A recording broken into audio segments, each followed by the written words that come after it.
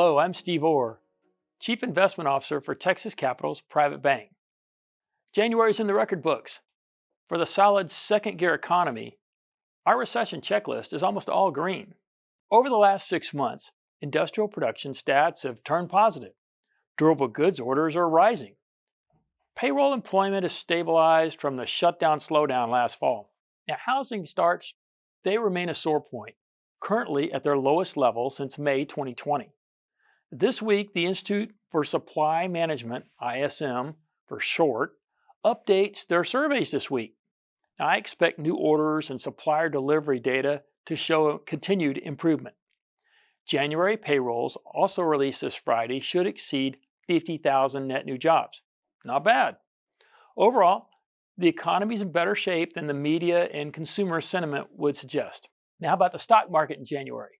January usually ranks in the middle of the pack for performance, average gains just barely 1%, but midterm years like this one, they're usually flat to negative.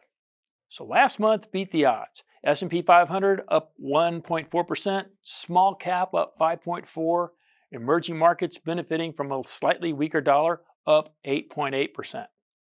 A rotation away from the Magnificent Seven and that artificial intelligence theme, I expect that rotation to continue towards small cap and value. Industrials, energy, consumer sectors, they're all benefiting at AI's expense. 121 S&P 500 names report this week. Google and Amazon are going to give us some more idea about AI's continued strength. Now, positive January returns, well, they bode well for the rest of 2026. Our trusty dusty Stock Traders Almanac tells us there's been 46 years where January returns were positive. Okay, but in 41 of those 46 years, the full year ended positive. That's an 89% win rate for an average gain of 16.5%. For once, I'd like to be average. Now, how about interest rates? No surprise last week that the Fed left short-term rates unchanged at 3.5 to 3.75%. The surprise was the committee recognized that the economy is improving. I covered Powell's press conference in more detail on my LinkedIn and X post last Wednesday.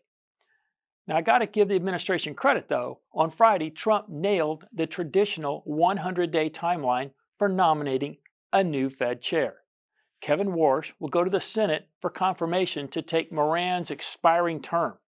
And then the administration will try to hit a double, getting him confirmed as the next Fed chair when Powell's term ends May 15th.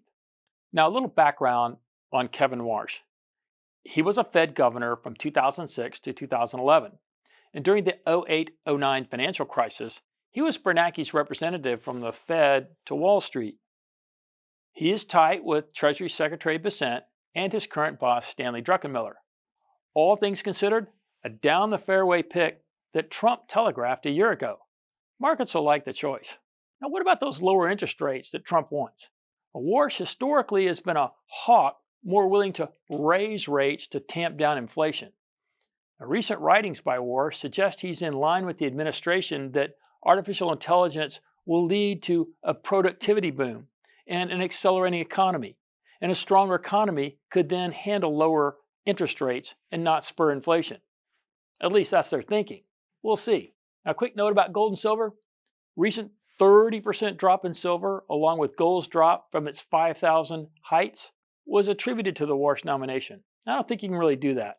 Perhaps maybe that played a small part, but there's always a number of factors involved in pushing prices around. And you don't know until much later. The key for you to remember is that these are rare parabolic rises. When they happen, folks always worry, gosh, they missed out on the rally. Fear not. Parabolic runs always come back down, just like gold and silver are doing now. And they give way to long, steady recoveries. Slow and steady is always more enjoyable than flying high and jumping out without a parachute. So February brings more earnings reports, the start of those one big beautiful bill tax refunds, and possibly some action with Iran. Right now, our dashboard's green, we're fully invested. Till next time.